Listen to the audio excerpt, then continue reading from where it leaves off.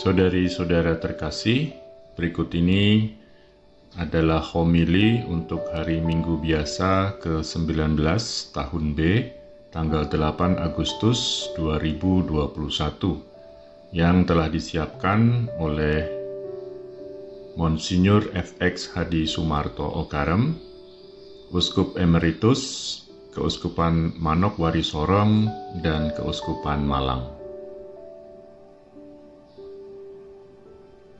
Saudari-saudara umat Allah yang terkasih, dalam Injil Yohanes hari ini Yesus menegaskan, "Akulah roti hidup yang turun dari surga. Jikalau seorang makan dari roti ini, ia akan hidup selama-lamanya." Apa yang dikatakan dan dilaksanakan Yesus tentang roti hidup itu oleh gereja diberi keterangan dengan pengalaman Nabi Elia yang dapat hidup dan melaksanakan tugas perutusannya dengan kuat dan tabah sampai akhir. Sebab Allah yang mengutus juga menyediakan roti bagi hidup dan pelaksanaan tugasnya. Saudari-saudara seiman dalam Kristus Yesus, Elia adalah seorang nabi yang melawan nabi-nabi palsu yang melawan Yahweh dengan mewartakan berhala-berhala. Kerap kali tidak berhasil. Ia hampir putus asa dan ingin mati dan berseru, "Cukuplah sudah. Sekarang ya Tuhan, ambillah nyawaku, sebab aku ini tidak lebih baik daripada nenek moyangku." Elias menghadapi kesukaran hidup di padang gurun, tetapi ternyata Allah yang mengutusnya juga menolongnya. Allah memberinya roti dan air agar ia dapat kuat lagi untuk meneruskan pelaksanaan perutusannya. Sebab Allah tahu bahwa Elia tidak mencari dirinya sendiri, melainkan melaksanakan perintahnya. Maka Allah melindungi dan menolongnya. Saudari-saudara kekasih Allah, dengan latar belakang ini, ternyata bahwa baik bagi Elia maupun bagi kita, roti adalah landasan hidup manusia. Roti adalah pusat kehidupan kita. Roti adalah kehidupan. Dan dalam Injil Yohanes hari ini kita mendengar bahwa Yesus adalah roti hidup. Kristus adalah kehidupan. Maka makan tubuh dan minum darah Yesus lebih luas dan lebih mendalam artinya daripada sekadar hanya percaya kepadanya.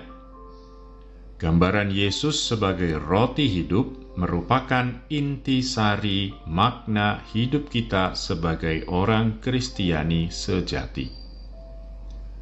Bila Yesus berkata, "Aku adalah roti hidup," Ia bukan hanya ingin lebih menunjukkan roti itu sendiri, melainkan lebih menunjukkan diri pribadinya sendiri. Yesus mau mengatakan bahwa kelaparan yang mau kita beri makan adalah kelaparan akan dirinya sendiri. Dirinya sendiri itulah roti yang diberikannya. Yesus bukanlah sekadar roti untuk memenuhi kebutuhan tubuh, juga bukan terbatas untuk memenuhi kebutuhan perasaan. Yesus adalah roti untuk memenuhi kelaparan akan kebenaran. Sungguh roti untuk memenuhi segenap kelaparan insani kita sebagai manusia. Saudari-saudara yang dikasihi Tuhan, bagi kita umat yang telah dibaptis, Ekaristi merupakan jalan pertama untuk bertemu dengan Kristus sebagai Tuhan kita yang telah bangkit. Secara simbolis namun nyata, Yesus memberikan roti hidup dari surga. Yesus mengambil roti. Artinya, Ia mengambil roti itu dari hidup kita. Tetapi roti dari hidup kita itu disatukan dengan roti yang dari hidup dirinya sendiri. Roti itu diberkatinya. Jadi Yesus memberkati kita dengan hidupnya sendiri. Dan baptis merupakan saat pertama dari pemberkatan itu. Dan sesudah baptis, setiap kontak atau hubungan kita dengan Yesus Kristus adalah suatu penghayatan dan pendalaman pemberkatan itu lebih lanjut. Saudari-saudara kawanan pilihan Allah, di dalam misa kudus pada saat konsekrasi, Yesus memecah-mecahkan roti. Seperti Yesus, juga di dalam hidup kita masing-masing ada saat-saat di mana kita merasa terpukul, merasa jatuh, kecewa, tersingkir, kehilangan kekuatan dan harapan. Kita juga merasa seperti yang dirasakan oleh Elia waktu ia kehilangan harapan, bahkan mohon Allah supaya diambil nyawanya. Namun pada saat-saat di dalam hidup yang terpecah-pecah itu, ternyata Yesus Tuhan hadir bersama kita. Yesus memecah-mecah roti. Ia memecah-mecah dirinya. Ia memberi dorongan, keberanian, dan tantangan kepada kita. Namun sekaligus ia memberikan sabda dan roti sebagai bekal dan makanan. Tetapi terutama ia memberikan dirinya sendiri, tanpa henti, sepenuhnya selama hidupnya, sampai akhirnya di kayu salib ia berseru, "Sudah selesai."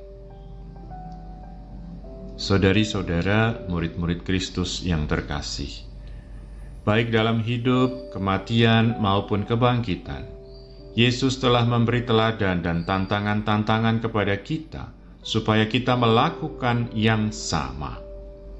Ucapan "pergilah dan lakukanlah yang sama" merupakan suatu tantangan sekaligus suatu perutusan, yakni suatu perutusan atau suatu perintah untuk melaksanakan kerelaan dan kesanggupan untuk menjadi roti yang dipecah-pecahkan dan diberikan kepada sesama.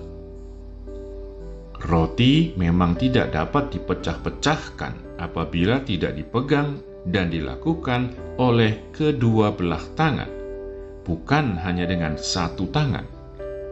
Dan bila itu kita lakukan dengan kedua belah tangan kita, artinya dengan rela dan dengan segenap hati kita, maka kita sungguh melakukan itu sebagai orang yang sungguh beriman.